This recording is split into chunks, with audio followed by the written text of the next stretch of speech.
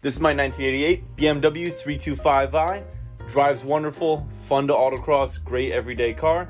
But I bought this coupe and we're swapping everything from the convertible over into the coupe so that we can go racing. Everything went smooth except for pulling out the motor. So normally with E30s with a straight 6 engine, the easiest way to pull the motor, disconnect it from the motor mounts on the front subframe and then pull the motor and the transmission out as one.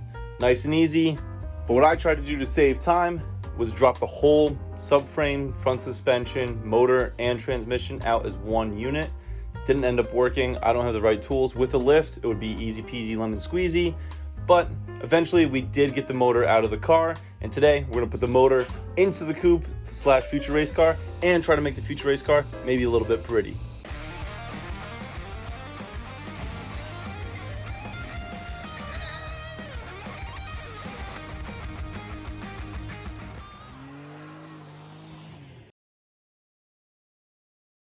Last time I got almost everything out of the blue car.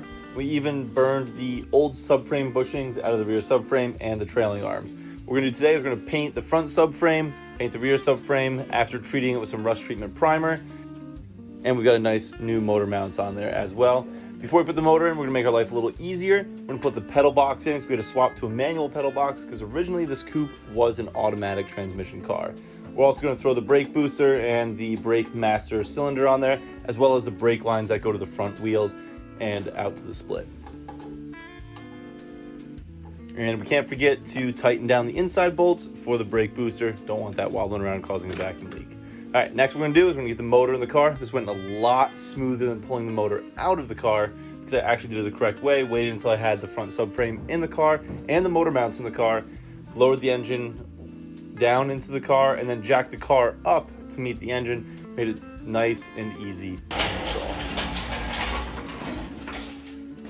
I had to swap the gas tanks. The one that came on this coupe has a small leak in it and a lot of rust in the tank. We'll fix that in the future, but for now I'm just going to take the gas tank that was on the convertible and swap it over to the coupe.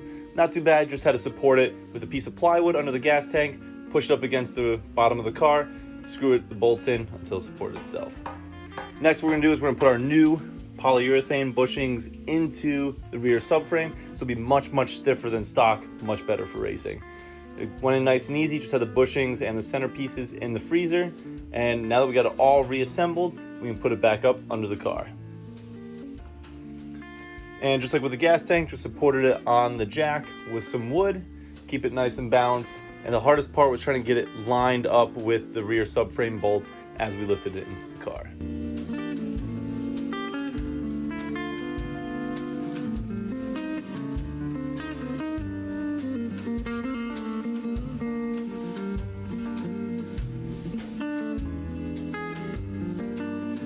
Once that was supported and lined right up, we got the washers in, get the nut on there, and we also don't want to forget about our outside plates here that kind of hold that washer to the chassis of the car.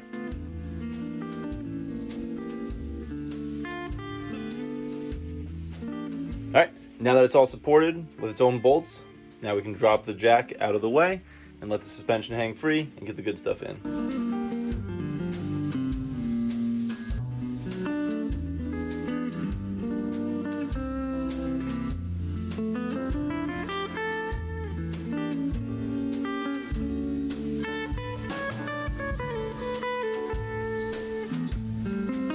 All right, next we're going to install our rear springs and our rear struts. There's sport springs and struts that were on the convertible. We will be upgrading the springs to race springs at some point, but we have these, so this is what we're using right now. The hardest part of getting the rear struts in is kind of holding the rear strut in place while getting those top nuts on.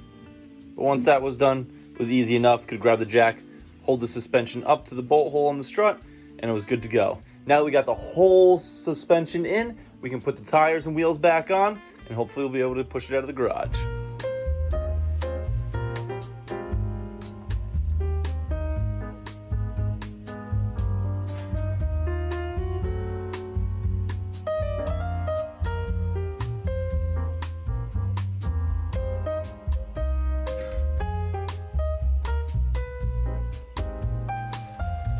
Now that it's out of the garage, we can bring it over to a spot where I can get it welded up because I don't want to burn down the entire garage.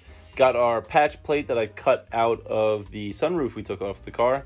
And I'm not a great welder, but stuff sticks together. So we just needed a big enough patch and a solid enough patch to mount our throttle pedal to. In retrospect, I probably should remove the actual plastic throttle pedal before welding the mount, but it held okay. Next, we're going to prep the garage for paint so we don't ruin the concrete walls and windows. All I used was some painting paper and painter's tape. It went easy enough. Nice smooth installation. Next, we'll roll the car back into the garage and get it prepped for paint.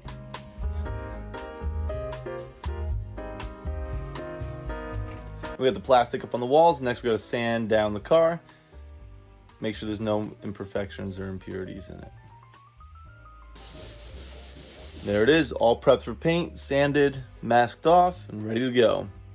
All right, so for painting the car, all we're gonna do is light coat of primer, then another heavy coat of primer, let it dry, sand it down, and then we'll go light color coat, and then a couple heavy color coats and sand it down after that, and then hit it with a couple coats of clear after that. So let's see how it comes out.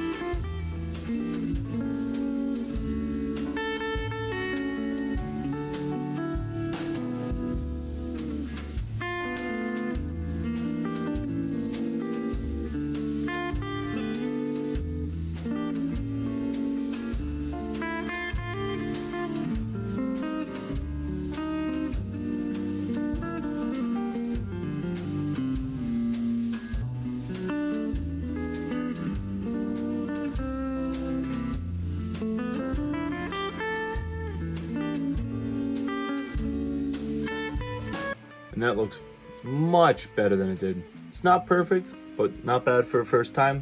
Quite a bit of orange peel, but we can fix that with the sander and maybe another layer of clear coat in the future. But since I never did any body work on this car either, there are still some dings and dents, so I'm not too upset with the fact that there is orange peel. Let's get it out of the garage again here and take a look at it in the sunshine.